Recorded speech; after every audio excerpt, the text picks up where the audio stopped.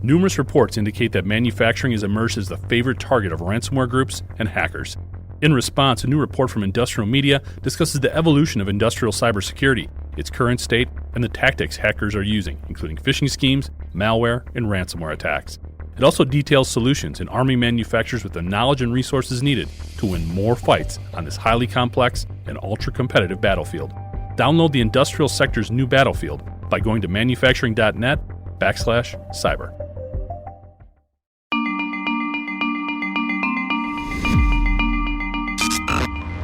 Hi, I'm Jeff Ranke, Editorial Director of Manufacturing.net and Manufacturing Business Technology. Welcome to Security Breach. So, as you guys know, I love looking through industry reports and finding all those stats supporting the theme or message of each episode. But in this instance, I'm simply going to recap what continues to be the industrial sector's biggest threat, ransomware. We started 2023 on the right track. The frequency of these attacks was down, although the amount being extorted continued to creep upwards. Manufacturing also held on to its position as the most highly targeted sector, with the most frequent victims generating between $10 and $60 million in annual revenues. As time progressed, however, those early decreases turned into a spike of around 70% when comparing the frequency of ransomware attacks between the first and second quarters of the year, and it continued to rise through the third and fourth quarters of 2023. It's my belief that a number of factors contributed to the temporary lull in attacks that preceded the tidal wave of extortion activity that followed. First, the very nature of dwelling attacks would indicate that hackers might lay low in the ICS for 4 to 6 months before launching a repeat attack. Certain global events were also capturing the attention of many Russian-based ransomware groups and diverted their resources elsewhere. However, I also believe that a combination of heightened awareness, additional security investments, and an influx of cybersecurity tools helped elevate the defensive posture of the U.S. industrial sector in warding off many potential exploits. Unfortunately, the cruel reality is that the bad guys, supported in many cases by easier access to advanced AI platforms, did what most predators do over time. They continued to hunt, and they evolved. This evolution allows hackers to constantly adjust to new security protocols and more rapidly react to common vulnerabilities, often days, weeks, or months before a suitable patch or solution can be put in place. It's the Black Hat's constant drive to enhance their attacks that leads us to today's discussion and guest. It's my pleasure to welcome Rick Kaun, VP of Solutions at Verve Industrial Protection, to the show. Verve is a leading provider of endpoint security, vulnerability testing, and network segmentation strategies. Rick, thanks so much for joining us today, and welcome to Security Breach. So, Rick, thanks so much for joining us, and welcome to Security Breach. Thanks for having me. I'm excited to be here. I love the work you guys are doing, and looking forward to contributing to the body of knowledge you're sharing with a growing market and an expanding need. So happy to be a part of it. Absolutely awesome. Well, hey, I know one of the things that Verve does, they do a lot of vulnerability testing. We know in the industrial sector, the ICS is leading to a lot more expansion. We've got more devices coming on board. We've got all this wonderful Industry 4.0 technology. So what are you guys seeing as you're doing more of this vulnerability testing? Are there some trends or some areas that you're seeing more things sort of pop up? Yeah, so just as background, I've been in this industry for 22, 23 years, and it's surprising on the one hand that, I say the same things I've been saying for 20 years, and people still like, oh, hey, I better write that down, right? Which is great, in terms of job security. But what I am seeing is that people are realizing that we can't just do the cursory effort anymore, right? I mean, I've been in this long enough to know there's two different silver bullets that tried to come through. The first is whitelisting in about 2009. Last 5 or 6 years have been this network analysis. I can sit on the perimeter and listen and tell you enough. And I think people are realizing that, no, the real risk and the technical debt we've inherited as they truly evolve into Industry 4.0 and digital transformation is there's a lot of legacy debt, and to get to it and to be able to truly understand vulnerability and risk, I need to actually get down into it and understand its context in the environment as well. It's a three-dimensional data ask as opposed to a cursory sort of swipe at understanding. So an interesting evolution to watch for sure. So where do most manufacturers, where should they be starting? I think a lot of people in the audience, they're either not sure where to start, or they're further along and they're trying to shore up a lot of these sort of soft spots along the way. What advice would you give to manufacturers when they look at the attack surface, when they look at their ICS? What's some of that low-hanging fruit you think they need to hit, or what's the next step beyond that? Yeah, I think there's three things that I'd want to jump in on that one. The first is a lot of people, and this is sort of a precursor. If you haven't already for the midstream, or if you just don't know, what does done look like? What are we trying to do, right? You can't boil the ocean. We're never going to be everything's Windows 11 and you patch on Tuesday. So what's good enough, right? Which begets the second question is, or the second thing I wanted to share with was, well, what is it we're trying to protect? And so inventory is a key contributor. It will make or break whatever you do. So make sure you're solid on your inventory. But then, as I alluded to in the first answer, it's not just an IP list of addresses or an IP list of relative to vulnerabilities. It's about context. Because again, we had a client the other day, 23,000 vulnerabilities in their flagship facility.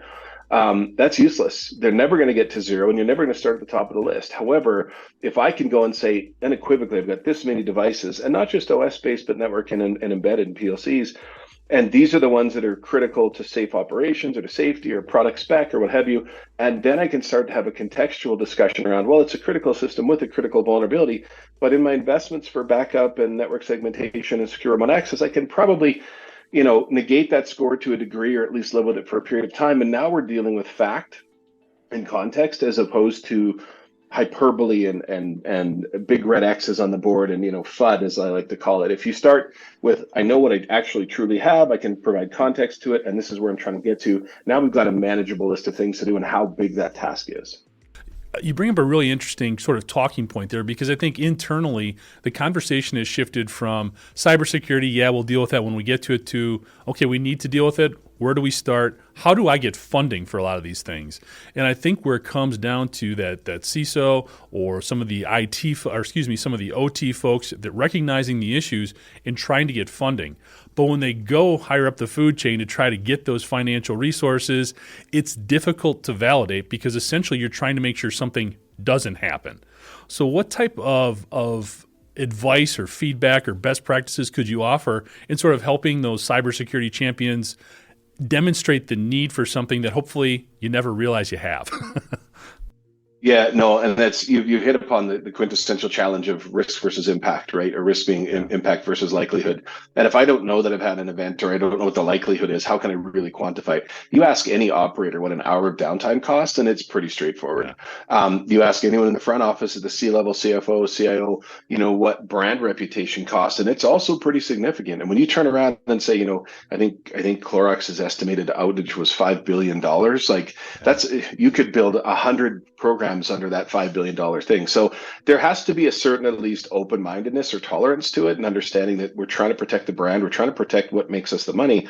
But then once you get into that, because it is a program, it is a very different value prop or business case than simply, if you buy me this additional piece of equipment, I can cut down process time or add 50% to the stock feed and how far it goes, et cetera. You need to build a program, and that program has to go back to what we said before. What does done look like? We're not trying to boil the ocean. We're going to put data in front of you. You can decide as a leader of the organization. We're trending away from being good because more threats are coming out, as you identified in the introduction. Let's add more people, or let's add more technology, or we can live with it because we're going to do compensating controls. It all stems from building the story around a whole program, but there has to be at least a somewhat receptive audience to hear it in the first place. Yeah. The unfortunate reality is that as we hear more and more attacks, you mentioned Clorox, there's been things with Boeing that have come out, there's been a number of high-profile attacks that seems to be helping to loosen the purse strings.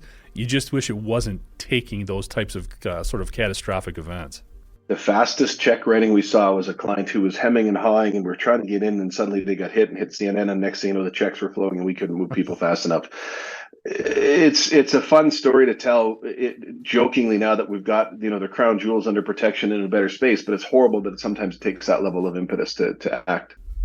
Yeah. Rick, just kind of hitting on all of the experience that you have in cybersecurity, especially in the industrial sector, I'm kind of curious, where do you see the most evolution happening? We know in the last, I would say, in my opinion, probably 2 to 3 years, the industrial sector has done a lot in playing catch up. They kind of had to.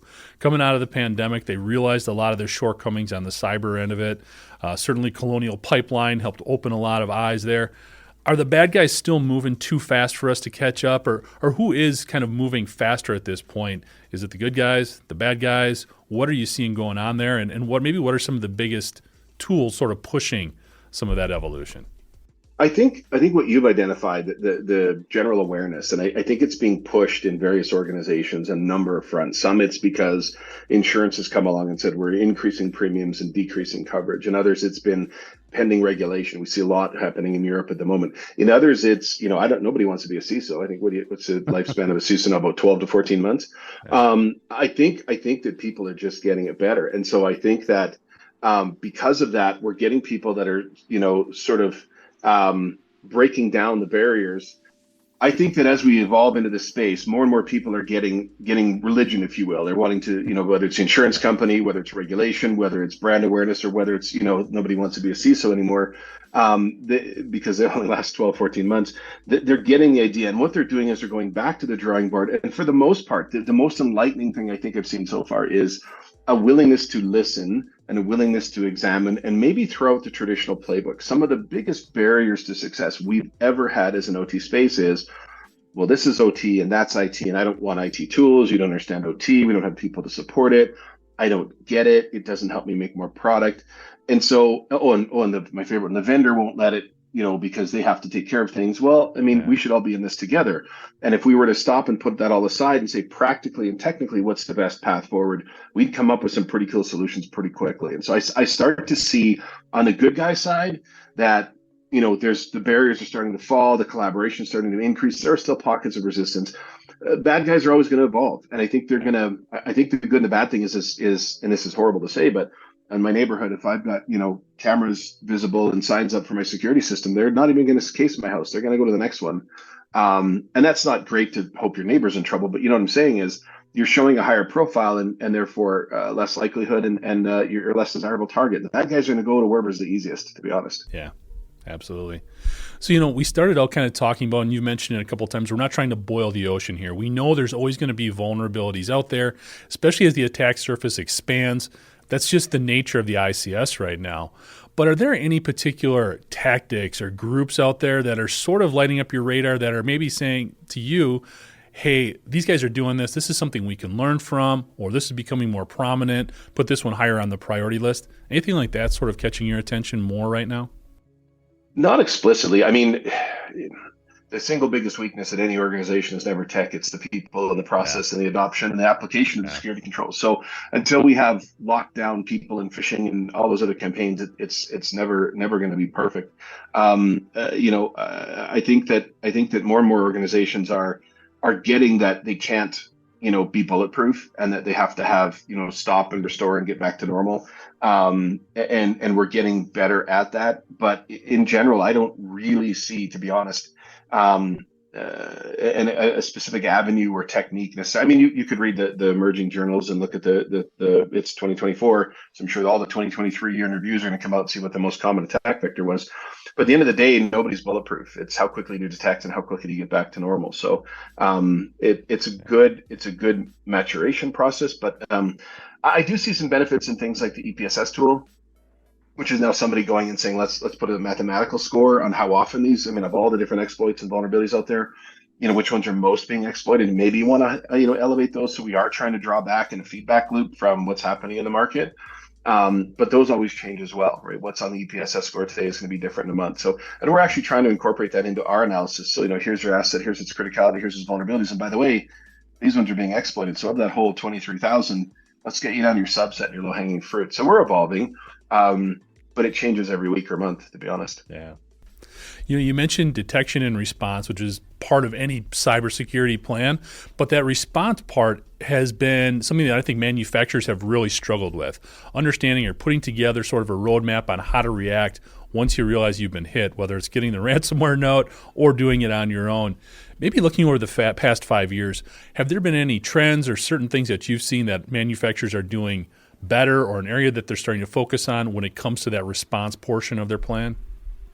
Yeah, and I think that one's sort of an interesting, almost a red herring sort of thing. You look at manufacturing, you look at the reported statistics of cyber incidents in OT, and the incidents don't seem huge. They don't seem massive, and I think that's twofold. Number one, there's no impetus to report, and it's maybe embarrassing. Yeah. But the second is that in OT, something starts to go wonky, they nuke it, start it from scratch, build from bare metal, and get back at it. So they far ahead of IT in terms of response or recovery, at least from a bare operational perspective. And I think that many times cyber incidents or cyber events get swept out if they're caught in time on that OT side because they simply go back to the status quo and back to normal. Now, I am seeing real leaders in the market. Unfortunately, the exception to the rule. A good friend of mine actually is head of health and safety for a massive oil or a company here in Calgary. They're actually doing a cyber exercise sometime in the next month or two where there's going to be a pen tester, and if he gets in, they're going to send an email and it's going to be a ransomware. They're going to practice scrambling the team and setting up the wire and preparing to send the money and what their negotiated threshold is going to be, et cetera. That is worlds ahead, unfortunately, of 80% of the people I talk to. Wow. Yeah. No, it's interesting. You bring up the one part of that dynamic, which is how many of these incidents really go reported. We hear about the big ones because they have to talk about those things in quarterly calls or whatever the case may be. But there's a lot of privately held manufacturers that we never hear about that are getting hit pretty regularly. So it'll be interesting to see how that dynamic evolves as well. That's one area we've seen the hackers sort of change their tactics as well and going after a lot of these smaller folks that play a huge part in the supply chain. So, there's an auto parts manufacturer I talked to. They're lucky to make 6% margin because it's pure volume. And if they ever go down, even if the highway into their factory gets an accident on it, they potentially go out of spec, right? So yeah, those are high stakes, small margin, and they get bled pretty quickly. Those are organizations. Yeah, and in that situation, they're not feeling pressure just from an operational perspective, but from all their partners who are going to go someplace else if they don't get back up and running. It's a lot of interesting dynamics in manufacturing. So, Rick, we've talked about a lot of different stuff. Tell us a little bit more about Verve and what you guys are up to and what you do to help support the industrial cybersecurity efforts. Yeah, so Verve I'm actually quite excited to be a part of, not just because, they pay my check and it heats the house in this freezing Canadian tundra that I'm in. But like I said, I've been in this about 23 years, and I had always wanted the company I used to work for, Matron, to build me something like what Verve does. And then Honeywell sort of took it on, but a little harder to steer the Titanic over there. And so when I got a chance to join Verve, which was doing what I think is a difference, and it goes to what we spoke about earlier, people are just saying, look, forget the territorial and the politics and whatever, what technically makes sense. And Verve actually grew as a company 30 years ago as systems engineers, as automation engineers. So we do DCS programming, PLC upgrades, et cetera. And then when NERC started to emerge at the front end of some of these push to bring IT and security regulation into it, we built the Verve Security Center platform. And we actually are an endpoint management platform built by OT for OT. And what we want to do is we want to go to those endpoints, get all the data, get the context, present it to you so have, again, that informed decision to then be able to go and react and to say, look, as an organization, 23,000 vulnerabilities isn't enough. But if I only had 3,000 and they were all low impact and stuff that was way down the Purdue model and had redundancies built in and good backups, I can sleep at night. We're helping clients go from noise and uncertainty and where do I start and how far do I go and which do I prioritize? And we're helping them do that. The exciting part about that is because of our success. I mean, when I started, we were, a dozen, power clients, mostly in North America. Today, we're in 1,100 operating facilities worldwide in 80 countries, multiple industry verticals. We got the attention of a real big heavyweight in the form of Rockwell. So we just got acquired. And Rockwell is even more exciting. It takes my excitement of originally starting with Verve and saying, okay, great. Now let's do this globally in some of the largest supply chain organizations, consumer packaged goods, wastewater, utilities, et cetera, oil and gas, whatever, critical infrastructure to, nice to haves to need to haves, et cetera. But to flex the muscle of that development team and the delivery capabilities, we talk about, SOCs and the incidents response and whatever. Small company, we can't do that, but Rockwell has it. And so now I can go to my mom and pop manufacturers, like you were saying, and say, look, you don't have to stand up a whole team. We got your back. Use the Verve software. We'll send it up to reporting console. We can keep an eye on it for you. So we're helping to evolve those people to make it less cost prohibitive, to make it less resource prohibitive. Nobody has an army to do this. I'm really quite excited what the future looks like, not only for Verve, but Verve within the Rockwell portfolio as well. Yeah. Well, it's interesting you brought up there, too. I think what you're really offering in a lot of sense is a place to start. I think that's where people get really, really just overwhelmed. And when you talk about endpoint security and getting that inventory and understanding what you've got to deal with, it just gives you a place to dig in and get going. So that sounds very encouraging. It is. It is. It's quite exciting. And the aha moment when you show somebody, they go, oh, look at this. Look what I can do with it. Yeah.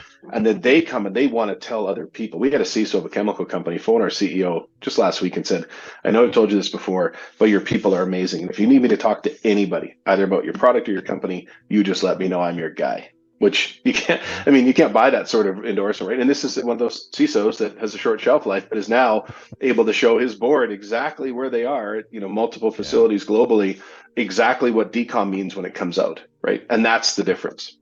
Absolutely.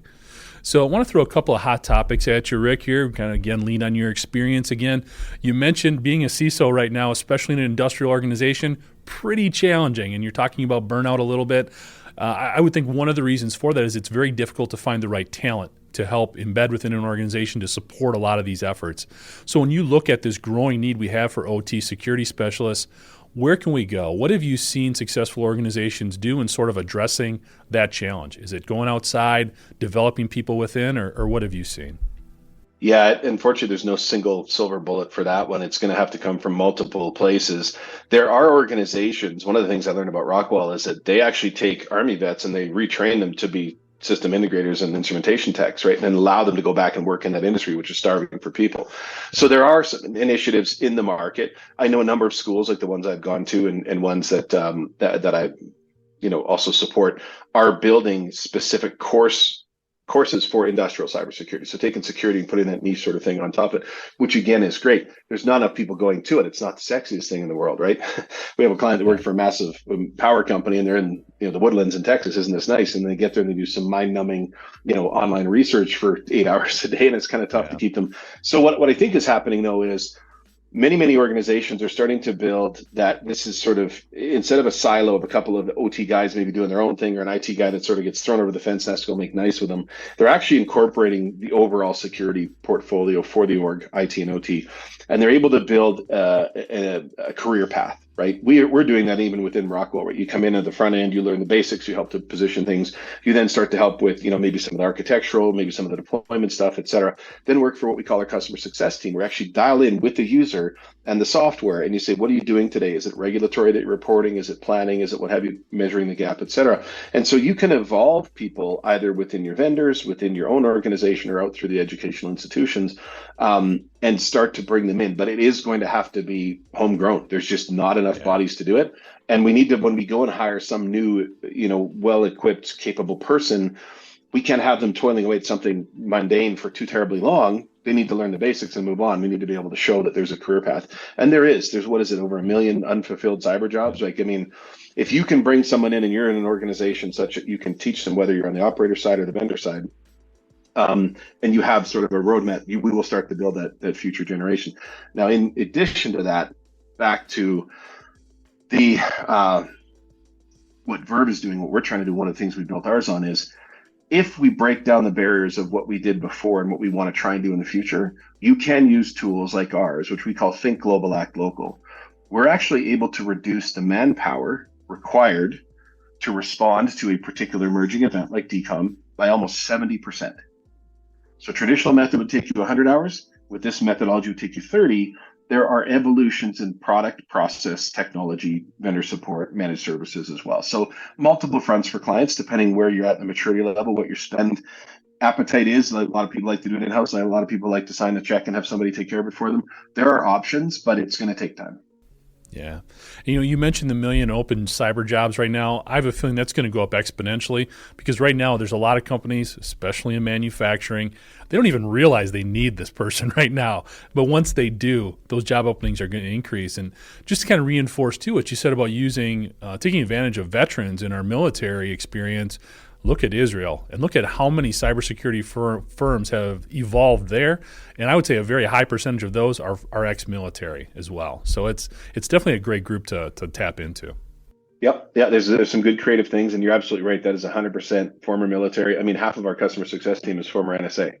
Yeah. People have great, solid electronic training. They want to come and apply it to the critical infrastructure and supporting, organizations. So it's fun.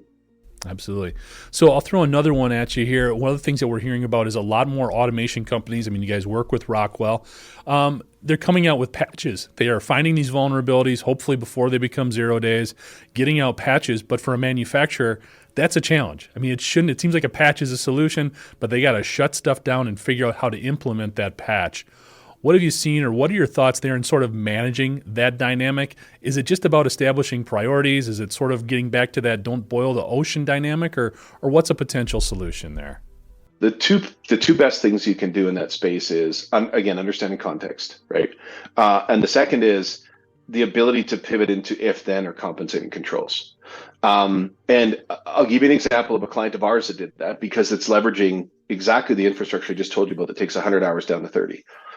DCOM came out, and I won't name the name of the vendor, but the DCOM came out, and their particular vendor said that they do not support that patch, at least not yet, while they're trying to figure it out. I get it. I work for a manufacturer now, used to work for a manufacturer before. Sometimes it takes some time, but they didn't want to live with the risk. So what they did was they looked at that global dashboard, which showed 5 different lithium mines globally, all the way from the jungles of Argentina to Florida to somewhere in Europe, et cetera. And one guy in Sarasota having to be responsible to support all of these, right? So small headcount. And what he was able to do was able to look at the dashboard and see how many of his devices were in scope for DCOM. And then he looked at the contextual risk to say, well, only 3 of these are critical systems, safety systems or production line, et cetera. But 3 or 4 of them aren't. I have 7 in total, whatever. But I can't do anything about it because the vendor didn't approve the patch. So what he did was he then said, well, let's look at the release notes. And he pulled in his pure security guy. So IT and OT working together. The pure security guy had to help read through the release notes and figured out that the only change on that particular patch was 2 different registry edits. And so our guy picked a couple of those redundant systems that were low impact, and he tried editing the registry with our software remotely. He could do it on the side of the hill in the jungle in Borneo or whatever. And it came back and it seemed to be fine. He let it bake in for 3 days. Everything was cool. And then he decided to automate. So one guy took care of 7 different risks at 5 different plants globally without actually following the vendor's patch approval, and he did it in order of criteria of the asset to operations. So context was in there, compensating controls were in there, IT/OT convergence was in there, and an element of automation was in there. And now we have a guy fixing a problem on behalf of his whole organization where the vendor couldn't quite support it yet, but without having to go to the boss and say, too bad, so sad, we just got to live with it. Yeah. That's to me what the next generation is going to be. Interesting. So, kind of wrapping things up here, Rick, we've talked about a lot of stuff, but I'd like to get your feel for some of the trends that might be coming down the road. And one in particular I have to ask you about, and you're probably sick of even talking about it at this point, but we got to mention artificial intelligence. We got to talk about AI a little bit. So what are some of your thoughts there, general trends, as well as maybe the role of AI as we get into the new year? I would like to use it where I think it makes the most sense. So when we talk about a risk register, we bring in as much data as we can from the asset itself, from tribal knowledge from the operators as to asset criticality, like the example I just gave you, or what its physical location is. And then, third-party data around vulnerabilities, about exploit scores, like we said, we're starting to incorporate, et cetera. And I'd like AI to take a run at helping to calculate that and add more data layers to it to get a more nuanced thing. I think that's fantastic. I think that there is also a very real risk in allowing AI to be your first or only or last line of defense. I mean, we often talk about, OT, well-intentioned OT, but swiping at the surface and saying, well, let's just do a perimeter detection and a network intrusion detection tool. That should be good enough. Well, if you told that as a CISO on the IT side that you're going to use one tool to protect the whole enterprise and all the crown jewels, you'd be even quicker. You'd be bringing that average CISO tenure down. So I think AI has a role if we use it appropriately, but I think that its promise and its delivery has been overhyped, and I think it's going to take a while before we really truly find value out of it. I had thought you were going to say SBOMs, but I have a different opinion on that one. Well, hey, I mean, it was pretty open-ended. If that's another, what do you got to say about those? I think so. I think SBOMs are an important next step. So if I back up to when network intrusion detection and people telling CISOs that they could just listen to packets and tell them everything they need to know, that they were trying to play to a fear, and it was oversold. And I don't think they were ready for true network intrusion detection and Star Wars type of connections between devices and seeing packets zipping back and forth when they don't even know what their inventory is. I think SBOM is in the same category. I think SBOM is going to go out and find 20,000 more vulnerabilities from my gas client I just told you about, over and above the 20,000 that are in the higher level OS in the application. And I think eventually we need to get there. But when you talk about low-hanging fruit, I go to a facility, we put in our technology, I can see 5 computers all of them running a second network card, and 4 of them running a homemade team viewer to bypass their remote access. That is a way bigger issue. 47 dormant administrative accounts, all belonging to departed employees. World of Warcraft running on a spare HMI. We have so many bigger problems than future state line-by-line code analysis of SBOMs down the shore. I understand the value. I think it's great. They're getting ahead of it. When the time comes, it will be widely adopted. I just think it's a little bit ahead of its time. Yeah, absolutely. It's crazy. You bring up those admin accounts or those inactive accounts. I mean, this goes back to Colonial Pipeline. That should have been one of the biggest takeaways from these huge hacks, is that they were using these outdated accounts and stealing passwords through phishing schemes, all of that kind of stuff. So it's crazy that some of that stuff still exists, and it's not at small companies. It's at a lot of the larger manufacturers as well. I work with some really talented cyber people at super majors, and what they have as a corporate policy and expectation versus what is actually in an operating facility is where the challenge is. And you're absolutely correct. You would be shocked at how many times people want to install Excel, for example, to look at ladder logic and a rebuild. Remember those restore that we talked about? Yeah. Build for metal, something went wrong, throw it on there, grab the CD. Well, unless they turn off, Access and PowerPoint and Word, they're getting all those other things and all the vulnerabilities that go with them. And nobody knows they're there because nobody accesses them, but a virus does, because it'll go find that particular file or that share or that port, and it'll light it up, and then next thing you know, it's too late, right? And so if there's nothing else I can impart to the viewership on this one, or the listenership on this one, is you need to get your base data correct, and you need to go to the device to get it. If you don't go to the source and see what is on it or not on it, those dormant accounts are exploitable components that aren't transmitting anywhere. They're not aware to anyone of any sort of thing or change in baseline, but those are land and expand opportunities for should something get into that environment. Absolutely. Rick, this has been tremendous. Really appreciate the time and the insight. Any closing thoughts you'd like to offer before we sign off? I just want to, put a plug for the fact that I think this is one of the fastest growing opportunities. And if you are a younger person, or you have people that are younger kids, I couldn't, be more emphatic in wanting to get into these places and try and help. But there's going to be a long and varied opportunity for you. I appreciate venues like this that you guys have to get the word out there, because like I said, I feel like I've been saying the same thing for 20 years, and people are like, oh, that's not a bad idea. So obviously more work needs to be done.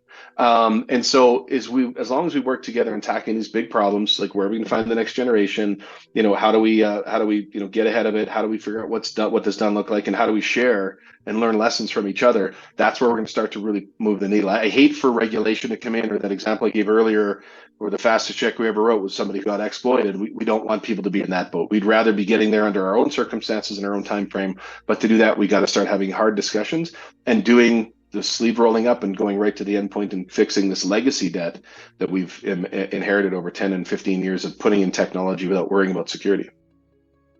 Thanks, Rick. And for more information on the work he and his colleagues are doing, you can check him out at verveindustrial.com. Thank you for joining us today. And to catch up on past episodes, you can go to manufacturing.net, IEN.com, or mbtmag.com. You can also check Security Breach out wherever you get your podcasts, including Apple, Amazon, and Overcast. And if you have a cybersecurity story or topic that you'd like to have us explore in Security Breach, you can reach me at jeff@ien.com. For Rick Kaun, I'm Jeff Ranke, and this is Security Breach.